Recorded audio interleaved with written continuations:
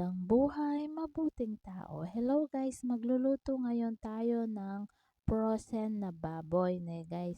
Ang frozen guys, ito yung wala ng bakterya ne guys. Pinakulo ko muna siya ng mabuti tapos tinapon ko yung tubig. Tapos binanlawan ko ng mabuti ne guys. Ayan no. Malasa yung frozen na nabili ko guys. Siguro itong frozen na to guys, Clash Asia. Kaya malasa naman siya guys. Ngayon, magsisigang tayo sa kamyas guys. Ne guys. Ayan, pinakulo ko ulit yung baboy ko guys. Ne guys.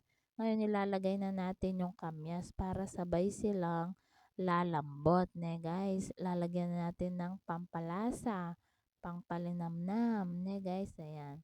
Pakuluin muna natin ng mabuti guys. Ayan, maghihintay tayo. Ayan guys, may kamatis na nanganak.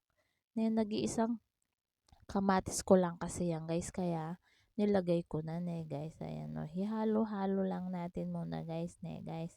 Ayan, kumukulo-kulo na guys. Ngayon, isa-isahin ko muna ang anin yung mga kamyas. Dudurugin ko na lang siya dyan. Guys. Ayan, no. Dinurog-durog ko na ngayon.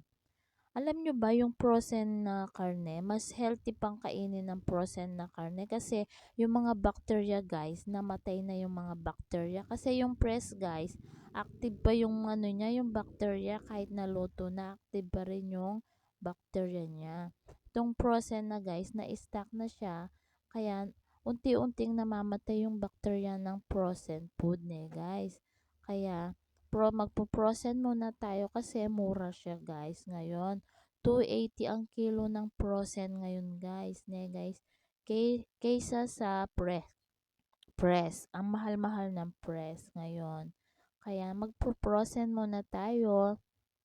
Lalo na natigman ko, malasa naman yung frozen nila guys. Ayan guys, nilagyan ko na ng gabi. Lalagay na ulit natin ng pechay. Guys.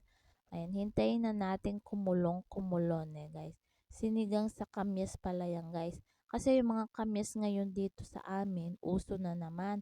Ang daming bunga, kaya nakatipid ako ng konti guys. Guys, lalo na sa likod namin.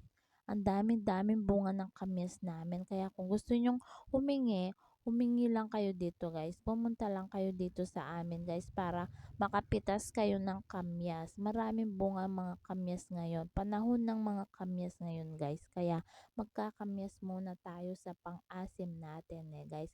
Huwag muna sampalok kasi yung sampalok may presyo din guys. Yung kamyas, makakalibre ka lang dito sa amin guys. Kaya magkamyas ka na lang.